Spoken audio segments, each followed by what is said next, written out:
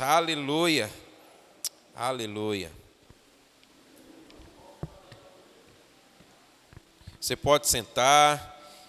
Eu queria convidar você, antes mesmo de abrirmos a Bíblia, eu queria que você fechasse seus olhos por mais um instante.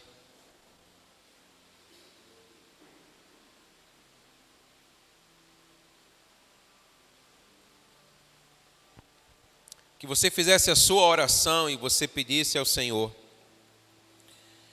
que nessa noite Ele possa revelar o seu coração a você, tornar a sua vontade conhecida em sua vida.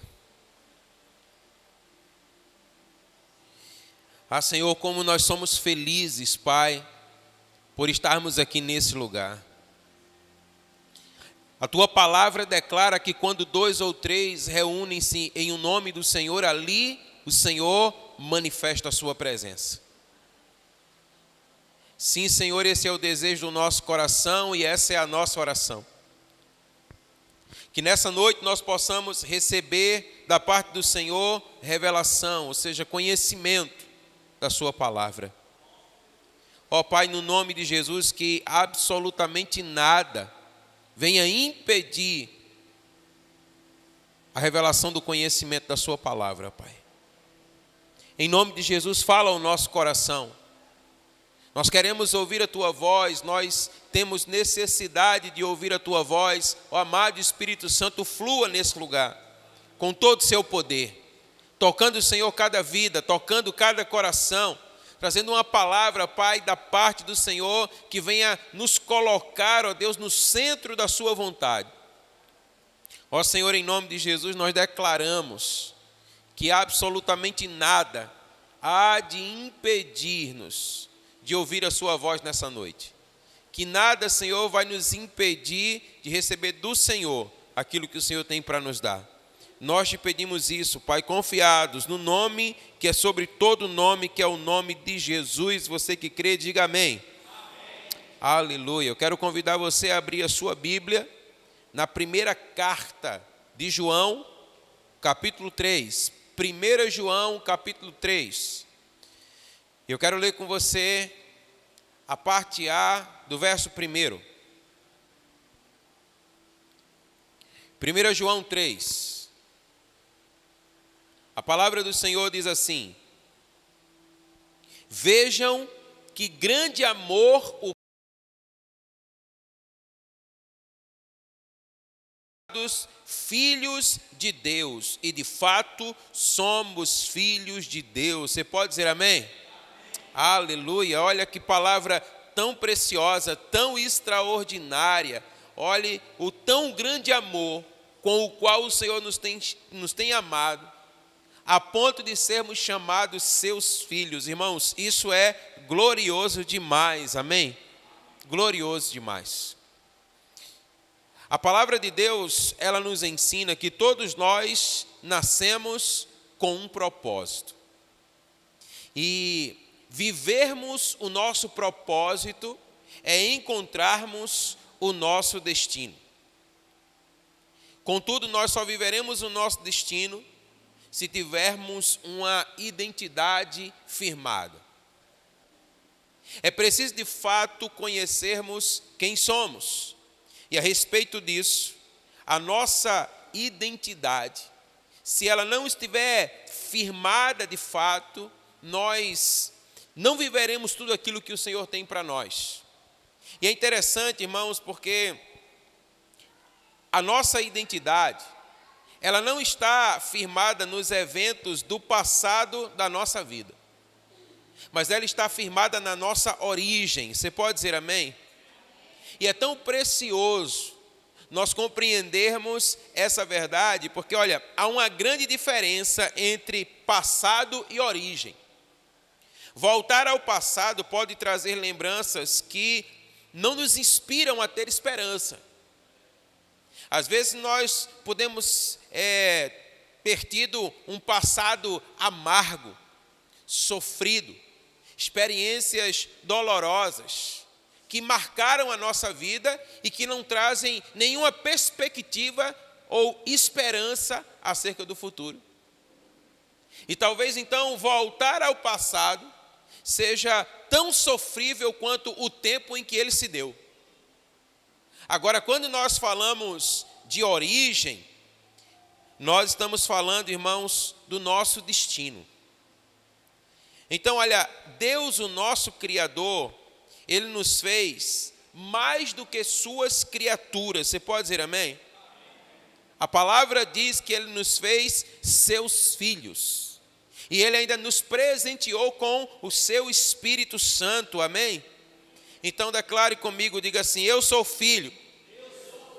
Essa é a minha origem. Amém? Então, olha, a compreensão dessa verdade faz com que a nossa identidade, ela esteja afirmada não em carências, não em mazelas, não em debilidades do passado, mas isso vai nos proporcionar uma vida convicta de que eu sou filho de Deus. Amém? Eu sou filho de Deus. A crise de identidade, ela vai gerar uma comparação com outras pessoas. Quando eu não tenho a minha identidade firmada, eu vou estar sempre me comparando. E a comparação, irmãos, ela é trágica. Porque a palavra nos ensina que nós somos seres únicos diante da parte do Senhor. Então, eu não posso ser igual a você, você não pode ser igual a mim. O Senhor nos fez únicos diante da sua presença, mas a crise na identidade nos levará à comparação. Então, se em alguma área da minha vida eu vivo comparações, isso logo atesta que eu vivo em carência. Então, a verdade é que nós não precisamos que ninguém nos dê algo, ou que nos afirme algo, para que nós possamos sentir realmente quem nós somos em Deus. Você precisa entender quem você é. Você precisa compreender quem você é. Se você procura identidade fora de você mesmo, você está sendo atraído pelo acúmulo de coisas, você está sendo atraído por performance, você está sendo atraído por resultados, e essas coisas não nos satisfazem. Quanto mais as buscamos, nós mais queremos ter. E elas nunca nos satisfarão, porque você não pode ser satisfeito naquilo que você realiza, naquilo que você faz ou naquilo que você possui. Mas você somente é realizado na presença daquele que te formou. Você pode dizer amém? Aleluia. Então entenda que a sua identidade, ela não depende de sentimentos, mas ela é resultado do amor de Deus para com você, amém? É tão importante você compreender essa verdade, porque olha, porque nós precisamos entender acerca da identidade. Porque é tão importante nós compreendermos isso, porque há um maná nos céus que só podemos provar quando a nossa identidade estiver firmada. Tratam-se de revelações de Deus, trata-se de uma presença em Deus que você só poderá desfrutar se verdadeiramente você compreender quem você é. E a palavra de Deus, ela diz que você é filho de Deus, amém? Você é filho de Deus, você é filha de Deus. E o que é que faz um filho? Eu queria que você pensasse comigo nessa noite. O que é que faz um filho? Diga para essa pessoa linda que está ao seu lado: um filho se comporta como filho. Amém? Então, olha, um filho, ele não negocia a sua integridade. E eu quero trazer aqui diante de você a imagem daquele que compreendia de fato quem era. E nele nós podemos nos inspirar. E esse alguém é o nosso Senhor Jesus Cristo, amém? Eu acredito que ninguém viveu essa identidade de filho como ele.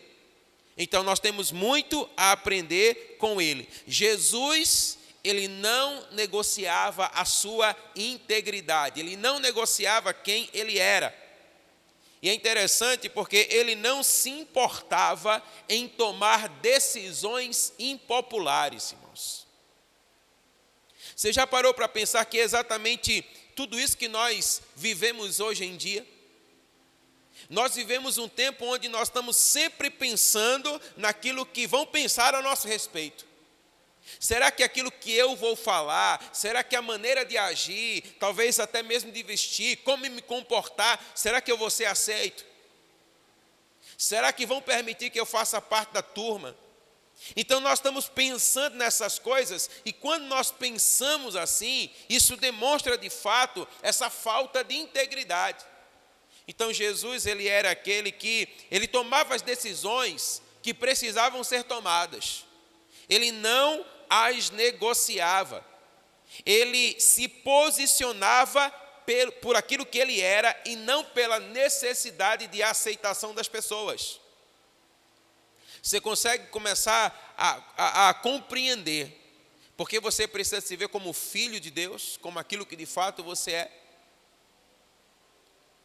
Porque é assim que nós devemos nos comportar. O verdadeiro filho, ele se posiciona pela verdade. O verdadeiro filho, ele enfrenta desaprovação. Ele não segue a multidão, ele simplesmente é. Então nós precisamos compreender essa verdade de uma maneira profunda. Jesus, ele declara isso na sua vida. Jesus, ele disse assim, olha, lá em João 8,14, ele disse, olha, eu sei de onde eu vim. Quando todos se levantavam contra ele, quando todos falavam contra ele, quando todos se posicionavam contra ele, dizia, eu não tenho que provar nada para vocês. Eu sei de onde eu vim. Isso fala de quê? Da sua origem. E o texto prossegue e ele diz assim, e eu sei para onde eu vou. Isso fala do seu destino, amém? Por isso ele diz assim, olha, por isso o meu testemunho, ele é verdadeiro. O meu testemunho, ele é íntegro. Ele não é imparcial. Então Jesus Cristo, ele nos ensina de fato essa verdade acerca de como ser filho. Então ele conhecia a sua origem, ele também conhecia o seu destino, ele sabia de onde ele veio e para onde ele iria. E conhecer essas verdades faz com que a gente não se embarace no caminho. É justamente por isso que muitos ficam no caminho, que muitos não prosseguem, que muitos não perseveram, que muitos simplesmente desistem e até mesmo retrocedem, porque não sabem quem são, não sabem de onde vieram e muito menos para onde vão. Mas quando você sabe quem você é, você está firmado. Amém? Você está firmado. É preciso compreender que a história da sua vida, ela não começou quando você foi gerado no seu ventre materno. Porque a palavra de Deus, ela vai dizer para nós que antes mesmo de você ser formado no ventre da sua mãe, o Senhor já lhe conhecia. Então o Senhor, ele já te fez antes mesmo de te trazer à existência.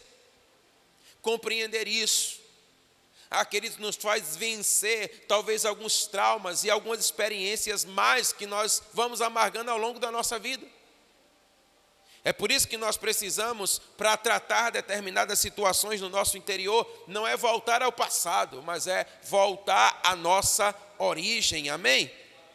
Então Jesus, ele declarou isso. Eu sei de onde eu vim, e eu sei para onde eu vou. Então por isso ele não desviou do caminho. Quando Satanás quis tirá-lo da cruz, ele permaneceu. Quando ele mesmo, a sua carne, temendo aquilo que viria, quando ele disse assim, Pai, não é isso que eu quero. Se possível, passa de mim esse cálice, contanto, eu sei de onde eu vim, eu sei para onde eu vou, eu sei quem eu sou, que se cumpra a tua vontade e não a minha. Você pode dizer amém? Uma outra verdade acerca da identidade na vida de Jesus. Abra aí a sua Bíblia em Mateus 5,43.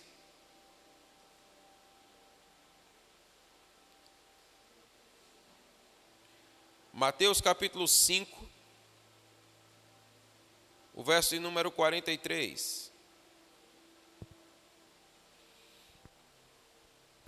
A palavra diz: vocês ouviram o que foi dito, ame o seu próximo e odeie o seu inimigo. Eu, porém, lhes digo, amem os seus inimigos e orem pelos que vos perseguem, para demonstrarem que são filhos do Pai de vocês que está nos céus, porque Ele faz o seu sol nascer sobre maus e bons, e vir chuvas sobre justos e injustos. Diga amém. Aleluia, que palavra tão preciosa, irmãos. Nós aprendemos aqui com Jesus que quem tem a sua identidade firmada não tem crise de amor. Ah, queridos, isso é tão forte. Agora entenda, por crise de amor, nós estamos falando de um amor incondicional, ou seja, o amor com que Jesus amou. Ou seja, é o tipo de amor que serve o justo e o injusto. É o tipo de amor que serve aquele que merece e aquele que não merece aos nossos olhos. É simplesmente aquele que ama. Amém? Entenda uma coisa, Jesus está ensinando isso para nós. Ele está dizendo assim, olha, os verdadeiros filhos não ficam contabilizando os erros de ninguém, nem mesmo os seus.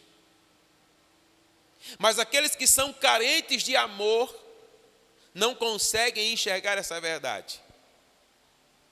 Eles não amam a si mesmos e, em consequência disso, eles também não amam o seu próximo. E o que dirá então dos seus inimigos? Então vive uma verdadeira crise de amor. Amém? Mas Jesus aqui nos ensina que o que nós precisamos apagar das nossas vidas não são as pessoas, mas são as memórias amargas que elas possam ter causado em nós, irmãos. E aí Jesus, ele nos ensina isso de uma forma assim tão gloriosa, de uma forma tão majestosa. Jesus ensina que aquele que sabe quem é, ele ama. Vocês demonstrarão que vocês são filhos do Pai de vocês, quando vocês verdadeiramente amarem. E não somente aqueles que vos amam, mas também aqueles que vos perseguem. Então Jesus, ele é o tipo de filho que nós devemos perseguir e querer ser. Amém? Glória a Deus. Veja Lucas capítulo 6, a partir do verso 27.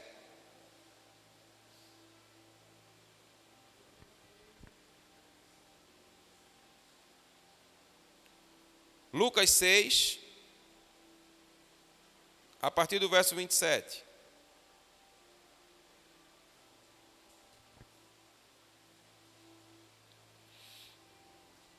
Assim diz o Senhor: digo, porém, a vocês que me ouvem, amem os seus inimigos, façam bem aos que odeiam vocês, abençoem aqueles que os amaldiçoam, orem pelos que maltratam vocês. Ao que lhe bate numa face, oferece também a outra, e ao que lhe tira a capa, deixe que leve também a túnica. Dê a todo o que lhe pedir alguma coisa, e se alguém levar o que é seu, não exija que seja devolvido. Façam aos outros o mesmo que vocês querem que eles façam a vocês. Amém? Glória a Deus. Então essas são verdades, amados, que nós percebemos na vida de Jesus. Então olha, a verdadeira credencial de filho, ela se revela no trato que você tem com as pessoas no seu dia a dia. Amém? Entenda uma coisa aqui, a sua identidade de filho, ela não está relacionada com os seus altos e baixos. Ela não está relacionada com a sua espiritualidade. Ela não está relacionada com o lugar que você dá no culto. Ela não está relacionada, irmãos, com uma visitação que você recebe do Espírito Santo de Deus. Mas ela é demonstrada no trato com as pessoas. É quando você verdadeiramente ama que você tem uma identidade firmada em Jesus Cristo, amém? Principalmente quando você ama aqueles que te perseguem e aqueles que te maltratam. É o que Jesus nos ensina. Agora entendemos que somente com o auxílio do Espírito Santo é que nós podemos viver tal vida, sim ou não? Sim. E a boa notícia é que o Espírito Santo de Deus, ele é o nosso ajudador, amém? Ele é o nosso encorajador, ele é aquele que nos guia em toda a verdade, declara a palavra do Senhor. Mas a palavra também nos ensina, irmãos, que a contemplação da obra da cruz, juntamente com o auxílio do Espírito Santo, vai nos conduzir no modo correto da nossa identidade. A palavra vai nos mostrar que João, o apóstolo do amor, ele foi o único dos apóstolos que assistiu a toda a crucificação de Jesus. E você pode parar e pensar e dizer assim, mas o que é que isso tem de extraordinário? O que é que isso ensina para nós? Irmãos, ele viu que Jesus não contabilizou os erros dos seus algozes. Você concorda comigo que Jesus tinha razão suficiente para odiar cada um daqueles que estavam crucificando? Mas o fato é que quando Jesus está sendo crucificado, quando ele está no caminho da sua paixão, e João lá está, o que João percebe nos olhos do seu Senhor é amor. E quando ele abre a sua boca, ele não abre a sua boca para maldizê-los ou amaldiçoá-los, mas a sua boca é para rogar ao Pai: Pai, perdoa-lhes, porque eles não sabem aquilo que eles estão fazendo. Somente realmente, irmãos, quem sabe quem é quem toma uma postura como essa. E lá estava João. Então o que é que nós aprendemos aqui? Que quando você contempla a obra da cruz, você aprende a amar. Agora, aquele que não contempla a obra da cruz, ele nada tem a proclamar e nada tem a perdoar. Porque somente quando nós olhamos para Cristo, para o seu amor e para a sua cruz, é que nós nos encontramos em quem verdadeiramente nós somos. Isso fala do amor que nós devemos dispensar a nós mesmos. Quando nós vemos o Filho de Deus morrendo sem pecado algum, e ainda assim, perdoando aqueles que lhe fizeram mal, eu descubro quem eu sou e eu descubro qual é o meu propósito.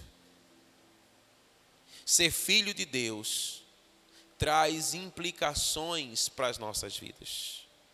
Ser filho de Deus, irmãos, é extraordinário. E nós o somos. Você pode dizer amém? Um filho de Deus, ele se move por compaixão. Eu quero que você possa compreender aquilo que nós estamos ministrando sobre a sua vida hoje. Porque como disse a pastora, muitas vezes nós estamos esperando que alguém simplesmente coloque a mão na nossa cabeça, faça uma oração forte e resolva o nosso problema. Não é assim que nós muitas vezes desejamos. Mas nós estamos falando de atitudes, comportamentos que nos levarão a viver uma vida em Deus, onde eu serei livre de todo e qualquer tipo de carência, amém? Então eu preciso amar. Eu preciso aprender a amar. Mas um filho de Deus, ele também se move em compaixão. Deixa eu dizer para você, olha, descobrir quem você é descobrir o seu propósito.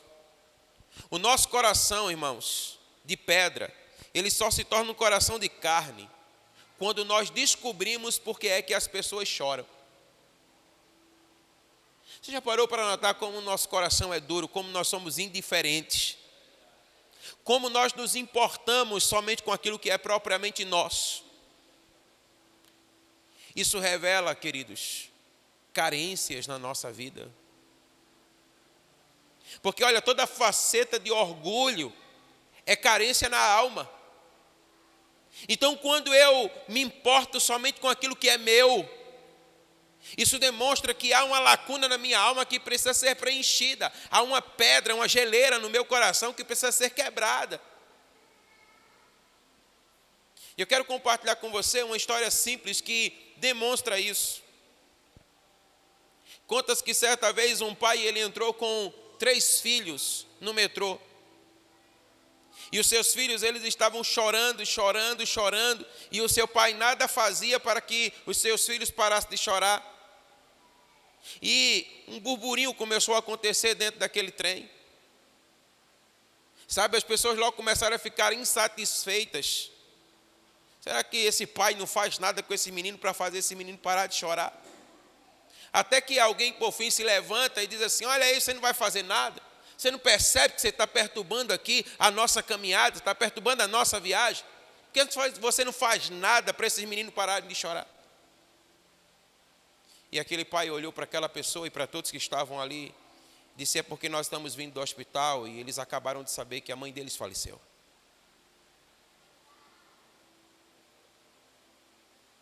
O silêncio tomou conta daquele trem.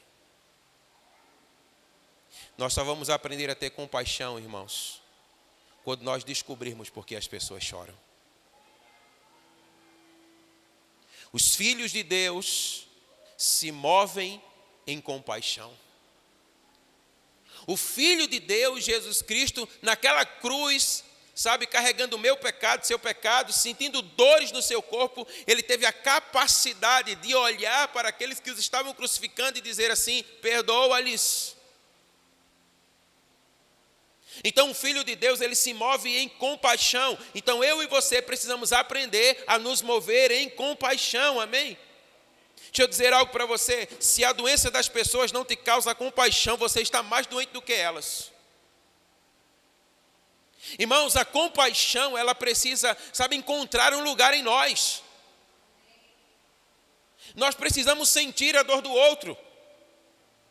Nós precisamos amar o outro assim como se fosse a nós mesmos. É assim que nós vamos tratando da carência na nossa vida. Nós não podemos ficar se importando somente conosco, mas nós precisamos permitir que a compaixão invada o nosso coração. Ah, querido, Jesus, ele é extraordinário. Você conhece a história de Lázaro? A Bíblia diz que Jesus vem até Lázaro e ele já estava morto. E a Bíblia diz que quando Jesus chega lá, ele vê todo mundo chorando, irmãos. E o que é que Jesus foi fazer lá? Ressuscitar Lázaro. Amém? Ele sabia o que ele iria fazer, sim ou não? Mas quando Jesus chega e vê todo mundo chorando, o que é que Jesus faz? Ele chora também. A compaixão no seu coração o leva a sentar com Maria, com Marta, e sentir a dor daquelas mulheres. E também a sua própria dor, porque ele o amava. Mas ele sabia o que ele iria fazer. Mas um filho de Deus, ele é movido por compaixão. Ele sente a dor do outro. É por isso que nós precisamos permitir que isso alcance completamente o nosso coração. Então, olha, nós precisamos olhar para Jesus, amém? Ter os nossos olhos em Cristo. Nós não podemos permitir que o corre-corre da vida, que os tantos afazeres e até mesmo as necessidades roubem do nosso coração a essência de quem nós somos. Nós somos filhos de Deus, amém? E um filho de Deus, querido, ele se move em compaixão. Então, muitas vezes nós vamos ter que parar a nossa movimentação, porque a compaixão, ela vai nos fazer andar num outro caminho. Porque nós somos filhos de Deus, amém? Jesus, ele fazia o que precisava ser feito, não o que as pessoas esperavam que ele fizesse. Quando nós nos movemos pela compaixão, quando nós somos o que fomos chamados para ser, meus amados irmãos, nós vamos estar constantemente mudando movimentações. Por quê? Porque a palavra de Deus diz para nós, olha, que aquele que é nascido de Deus, ele não sabe de onde vem nem para onde vai. Isso eu estou falando de movimentação, não estou falando de origem e de destino. Ele é como o vento que sopra. Então, quando o vento sopra e ele dirige naquela direção, ele simplesmente vai. Era o que acontecia com o nosso Senhor Jesus Cristo. E quando você deixa de fazer algo por causa da sua reputação, isso é fruto de identidade mal resolvida. Quando Jesus estava caminhando e o seu coração se enchia de compaixão, ele simplesmente fazia o que tinha que fazer. Ele não ficava pensando, olha, mas estamos esperando lá na sinagoga. O que é que vão pensar de mim? Ele fazia o que tinha de ser feito. E quando se levantavam para acusá-lo, para apontar o dedo, isso não tocava o coração de Jesus, irmãos. O que tocava o coração de Jesus era a compaixão. Fazer aquilo que precisava ser feito. O Senhor nos chamou para ser misericordiosos. Você pode dizer amém? Ser filho de Deus é manifestar o coração dele. Ser filho de Deus é manifestar a glória dele. Essa é a verdade central da nossa existência. Se nós compreendermos que de fato nós somos a extensão do corpo de Cristo na terra. Se de fato nós compreendermos, amados irmãos, que um toque seu é um toque de Deus sobre a vida de alguém. Então você precisa se importar menos com a sua reputação e se importar mais com a sua essência. A forma como eu trato as pessoas, preste bem atenção nisso, falará mais do que os seus sermões.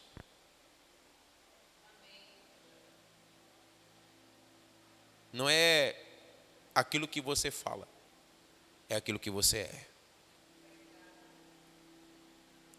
Porque não é performance, é vida. Você pode não ser um grande orador, mas você pode ser alguém que carrega a vida de Jesus, no toque, no abraço, sabe, no sentir a dor. Então, filhos de Deus se movem por compaixão, amém? Filhos de Deus, diga comigo, sabem servir. Filhos de Deus sabem servir. Ouvir as palavras de Jesus e não praticá-las é o mesmo que construir algo que não tem permanência. É o mesmo que construir algo que não vai ficar para a próxima geração. Mas os filhos de Deus sabem servir. Os filhos de Deus servem e fazem isso com alegria. Jesus disse assim, olha, eu não vim para ser servido, mas eu vim para servir e dar a minha vida em favor de muitos. Então nós fomos chamados, essa é a nossa essência, para servir. Mas por que é que muitas vezes eu tenho tanta dificuldade em servir? Porque eu quero ser servido. E por que é que eu quero ser servido? Porque eu sou carente. Porque quando você é pleno em Deus, você compreende aquilo que Jesus disse, mais bem-aventurado é aquele que dá do que aquele que recebe.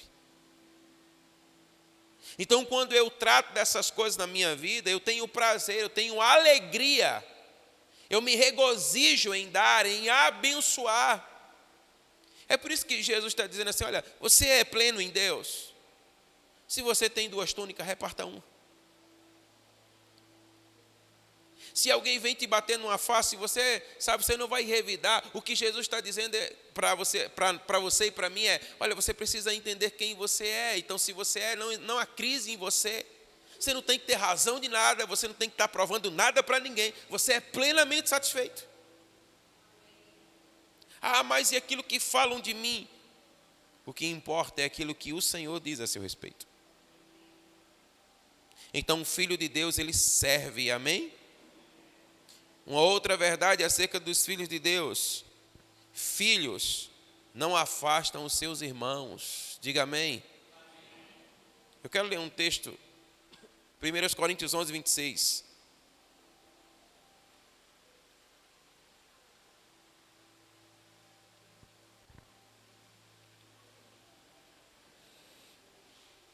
Esse é um texto que fala sobre a ceia do Senhor.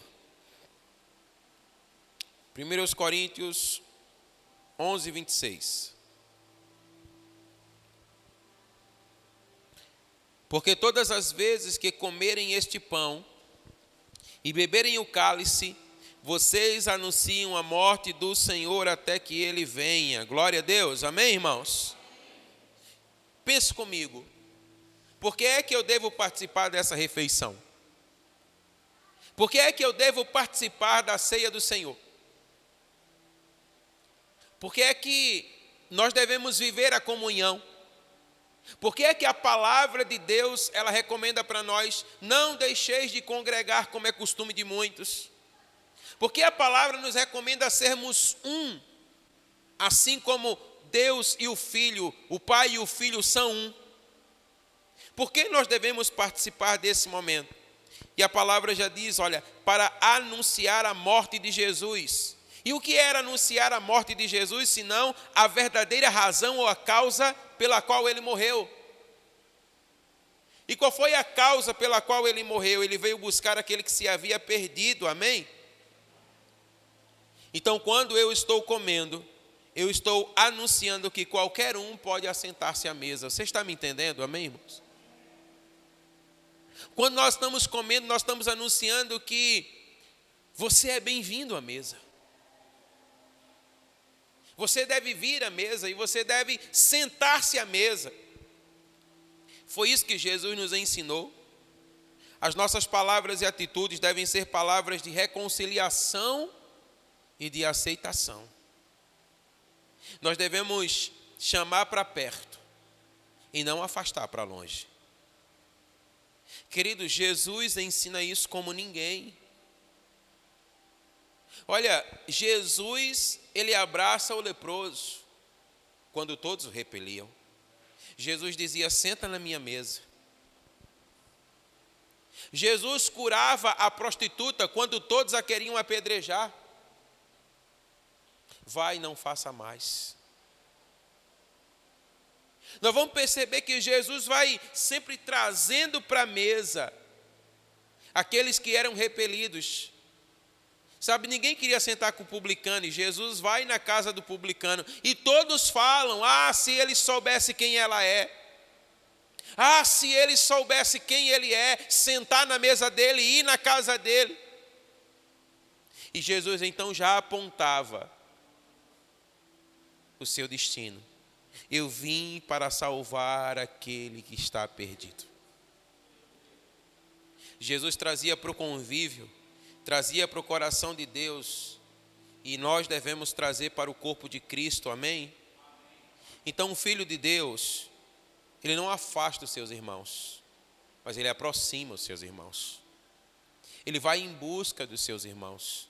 Ele traz os seus irmãos para perto, amém, irmãos?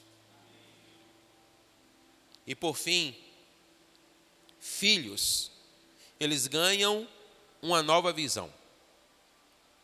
O Evangelho, ele é claro a respeito da visão de Deus a nosso respeito. Agora, nós queremos moldar Deus às nossas carências. Nós queremos colocar Deus dentro de uma caixa. E nós queremos dizer como Ele pode e como Ele deve fazer. Mas Deus não deve ser moldado às nossas carências, mas nós devemos ter as nossas carências saradas pela sua presença, amém, irmãos? A Bíblia diz para nós que existem águas que correm do trono de Deus, e por onde essas águas passam, elas levam vida, amém? Elas levam a vida de Deus, declara a sua palavra. Então olha, se você aceitou a Cristo, essas águas te alcançaram, amém, irmãos? Então se essas águas te alcançaram, então você foi feito nova criatura, você foi vivificado, amém? Aleluia! Então o que é que o Senhor Deus diz ao seu respeito? Olhe, por exemplo, Gideão. A palavra diz que o Senhor olha para Gideão e diz assim, o Senhor é contigo, um homem valente. E Gideão disse assim, não está falando comigo. Porque valente é algo que eu não sou. E além de não ser valente, a minha família é a menor, e dentre a minha casa eu sou o menor dos menores. Mas o Senhor não via como Gideão via. É assim que muitas vezes você se vê, por consequência das suas carências. Mas o Senhor te vê de uma maneira diferente. Porque Ele te criou e Ele sabe quem você é. E a palavra diz que quando essas águas passam, elas levam vida de Deus. Então eu quero dizer para você, não torne em represa o rio de Deus, amém, irmãos? Deixa o rio de Deus fluir, irmãos. Você precisa permitir, porque essas águas, elas limpam. A água parada, ela acumula sujeira, irmãos. Mas a água corrente, a água que vai fluindo, ela vai se tornando cada vez mais limpa. Sabe quando você cava um poço? Logo de imediato, a primeira água que sai é uma água suja, é uma água barrenta. Mas quanto mais você vai tirando água, mais purificada ela vai ficando. Então, deixa o rio de Deus fluir em você, amém? Agora, como é que isso acontece? Entenda uma coisa, você não pode se relacionar com Deus com base no seu desempenho. Se você quiser se relacionar com Deus com base no seu desempenho, você está perdido. Olha, nós estamos sempre dizendo aqui, olha, você deve ler a palavra, você deve meditar na palavra, você deve ter uma vida de oração, você deve ter uma vida de rendição, você deve jejuar, você deve aplicar as disciplinas cristãs na sua vida, e tudo isso é verdade, amém? Mas você não pode se relacionar com Deus com base nisso. Por quê? Porque nem sempre você vai ler a palavra. Porque nem sempre você vai jejuar. Porque às vezes pode até acontecer de você cair num pecado. Então quer dizer, se coisas como essa acontecerem, tudo se perdeu? Então você não pode se relacionar com Deus com base no seu desempenho, mas sim naquilo que Ele mesmo transformou a sua vida, amém, irmãos? Eu disse aqui, acho que na última quarta-feira, não é pecado você se comportar como alguém perdoado. Pecado, soberba, é você querer se relacionar com Deus com base no seu desempenho. Então, será que você consegue compreender isso? Porque a palavra de Deus é assim para nós, olha, que ainda que por acidente, nós vamos pecar, sim ou não? E quando isso acontecer, o que é que a palavra diz? Se confessarmos os nossos pecados, Ele é fiel e justo para nos perdoar os pecados e nos purificar de toda injustiça. Então, se comporte como alguém perdoado, se comporte como no seu relacionamento com a transformação que Ele operou na sua vida, amém? Agora, você precisa ter fé no que está escrito. Porque se não houver fé, nada acontecerá. Você precisa ter fé. Para encorajá-lo, abra aí a sua Bíblia lá no Salmo 113. Os versos de 5 a 9.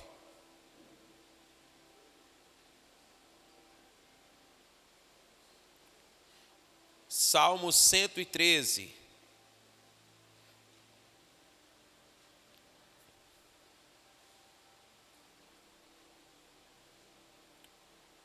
Verso 5. A palavra diz assim, olha, quem é semelhante ao Senhor, nosso Deus, cujo trono está nas alturas, que se inclina para ver o que se passa no céu e sobre a terra. Ele levanta o pobre do pó e tira o necessitado do monte de lixo, para o fazer sentar ao lado de príncipes, sim, com os príncipes do seu povo. O Senhor faz com que a mulher estéril viva em família e seja alegre mãe de filhos. Você pode dar glória a Deus aí, irmãos? Olha que palavra tão preciosa o Senhor está dizendo para mim e para você, está dizendo, quem é semelhante a Ele? Não confie em você, mas confie nele. Entregue-se completamente a Ele. Ele é grande, sobremodo elevado, e a palavra diz, mas Ele levanta o pobre do pó. A palavra diz, olha, do monte de lixo, Ele tira o necessitado. Ele transforma. Queridos, o Senhor, Ele é especialista, como nós já dissemos aqui, em tornar aquele que não é, sendo. A palavra diz, olha, Ele tira do monte de lixo e faz sentar ao lado de príncipes, irmãos. Que coisa extraordinária. O Senhor faz com que a mulher amarga, estéril, viva em famílias e seja alegre mãe de filhos. Louvado seja Ele, amém? Então você precisa crer que Ele é poderoso para fazer aquilo que Ele diz na sua palavra, amém? Então não importa tanto onde você está, mas o que importa é aquilo que Deus diz na sua palavra ao seu respeito. Amém? Então olhe para essa pessoa linda que está ao seu lado, diga para ela assim: não seja orgulhoso. Porque tem gente, irmãos, que não sai do lixo e não se assenta entre os príncipes pelo orgulho. Porque quem tira, quem exalta, quem eleva é Deus. Ah, irmãos, eu não estou aqui por causa de mim. Se fosse por causa de mim, você pode ter certeza que eu estaria nos piores lugares. Mas se eu estou aqui e posso compartilhar da palavra do Senhor, é porque Ele faz. E se você crê, você verá a glória de Deus, amém? Então, olha, filho de Deus não é orgulhoso. Como andar com alguém que é manso e humilde de coração e se tornar prepotente e orgulhoso? Como andar com Jesus e se tornar orgulhoso? Impossível, diga comigo, impossível. Aprender com Jesus é nunca querer ser o primeiro, é simplesmente ser quem é. Você não precisa procurar nada, o Senhor encontra você. Não há como se esconder dele. Davi disse assim: se eu subir aos altos céus, tu lá estás. Se eu descer ao mais profundo abismo, tu estás. Senhor, tu estás em todo lugar. Eu não tenho como fugir da tua presença. Então, olha, Jesus não precisava responder nada a ninguém, porque ele sabia quem era. Quando estava lá no ato da crucificação, perguntaram: e aí, quem é que você é? Você é o rei dos judeus? Diga para nós. Diga para mim, eu quero saber. E Jesus: eu não tenho nada para dizer para você. Você não vê que eu tenho o poder para te livrar das mãos deles? E o Senhor disse: você nada pode comigo, se o Pai não permitir. Irmão, nós precisamos entender, olha, às vezes nós estamos desesperando da vida sem necessidade. O que é que vai ser amanhã? Ele é Deus. Então, olha, em paz me deito e logo durmo. Porque a palavra diz: o choro pode durar uma noite, mas a alegria vem amanhã, pelo amanhã, amém? O Senhor está dizendo assim: Ele renova todas as coisas. Então, olha, se comporte como filho.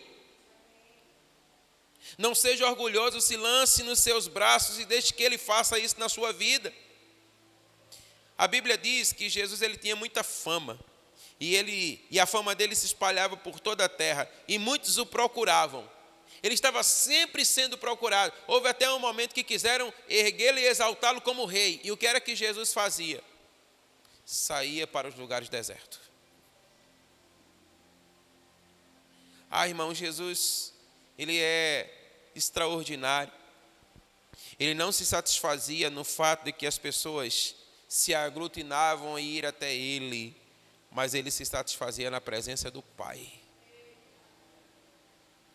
É por isso que nós temos tantas carências, porque hoje nós queremos muitos likes, muitas curtidas, e quando elas não vêm, a gente começa, pega o Rivotril, o Gadernal. E mais, perceba, quando todo mundo estava querendo dar um like em Jesus, Jesus ia para a presença do Pai. É nele que eu me satisfaço. Você é filho, irmão. Você nunca vai se satisfazer em outro lugar senão na presença. É a presença dele que deve te satisfazer. Então, olha a dica que Jesus está dando para nós. Está nervoso, ansioso, começou a suar frio, começou a desesperar, faltar o ar, ansiedade. Vou me cortar. Corre para a presença do Pai. E ali Ele vai te satisfazer. Não sai de lá, fica lá. Esse é um tempo, irmãos, em que nós precisamos gastar mais tempo na presença do que em qualquer outros lugares. Eu acho que a maioria de vocês estão acompanhando, né, essa centelha de fogo que está caindo dos céus, lá na universidade, lá nos Estados Unidos, um avivamento. Eles já estão há mais de 8 dias, irmãos, no culto sem parar. Eu estava vendo o testemunho de uma mulher que ela disse assim: eu entrei e comecei a adorar e eu pensei que tinham passado 15 minutos. E já tinham se passado quase a metade de um dia. Porque quando a gente está na presença do Pai, as outras coisas perdem o seu sentido. Então entenda que é na presença dEle. Talvez você possa pensar, mas é só isso que eu preciso fazer. Isso é tudo. Vá à presença dEle, amém? O Filho se satisfaz na presença do Pai. Quando nós olhamos para as Escrituras, nós percebemos que sempre que Deus ia usar alguém, primeiro Ele o separava. Alguns o Senhor levou para o deserto, outros o Senhor levou para o monte, outros o Senhor levou para o vale, mas Ele sempre os separou para não massagear o ego deles. O orgulho, o ego precisa ser destruído dentro de você. E às vezes é por isso que Deus está separando um tempo para você.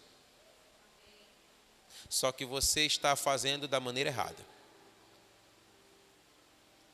Procure a presença. Ele te separa para mostrar você para você mesmo. E eu quero convidar você nessa noite a ter um encontro com Deus e ter um encontro com você mesmo. Amém? Eu queria que você se colocasse de pé. Eu queria que a gente cantasse aquela canção